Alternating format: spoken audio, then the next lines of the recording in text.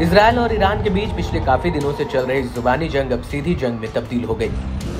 Iran ने Syria में अपने दूतावास पर हमले और उसमें ईरान के 2 टॉप आर्मी कमांडर समेत 13 लोगों की मौत का बदला पूरा करने का दावा किया। ईरान ने शनिवार रात को बड़े पैमाने पर इजरायल पर ड्रोन और मिसाइलों से हमला कर दिया। दावा है कि इजरायल पर 300 से ज्यादा ड्रोन और दर्जन भर मिसाइलें छोड़ी गई। दोनों देशों के बीच काफी समय से प्रॉक्सी लड़ाई चल रही थी, लेकिन ये पहली बार है जब सीधे तौर पर ये आमने सामने आ गए।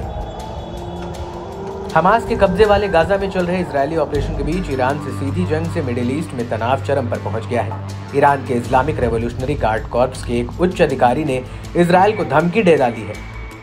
यदि इजरायल ईरानी सरजमी पर कोई और सैन्य हमला करता है तो ईरान अधिक खतरनाक जवाबी कार्रवाई के साथ जवाब देगा।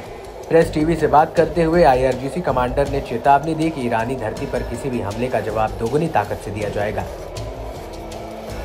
IRGC कमांडर की टिप्पणी तब आई जब ईरान ने अपने दूतावास पर हमले के जवाब में इजरायल पर दर्जनों मिसाइलों और ड्रोन के साथ कब्जे वाली इकाइयों को निशाना बनाया।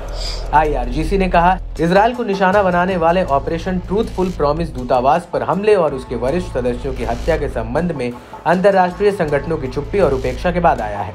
संयुक्त राष्ट्र सुरक्षा परिषद भी इजरायली आक्रामकता की निंदा करने या संयुक्त राष्ट्र चार्टर के आर्टिकल 7 के मुताबिक इजरायल को दंडित करने में विफल रही। ईरान ने इजरायली कब्जे वाले इलाकों के सैन्य ठिकानों पर हमला करने के लिए अपनी रणनीतिक खुफिया क्षमताओं, मिसाइलों और ड्रोन का इस्तेमाल किया। इसमें सफलतापूर्वक हमला किया और उन्हें नष्ट किया।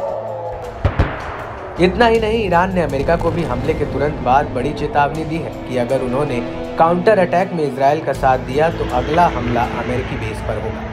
ईरानी सेना के कमांडर मोहम्मद बघेरी ने स्टेट टीवी को बताया कि अगर इजरायल ने हमला किया तो हम आज से भी बड़ा हमला करेंगे।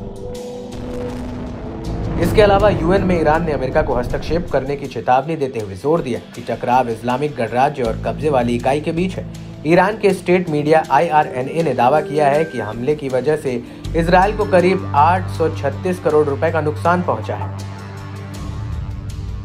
बताया जा रहा है कि इजरायल हमले का ईरान ने कड़ा प्रहार कर अपने प्रतिरोध की आग को शांत करने की कोशिश की है।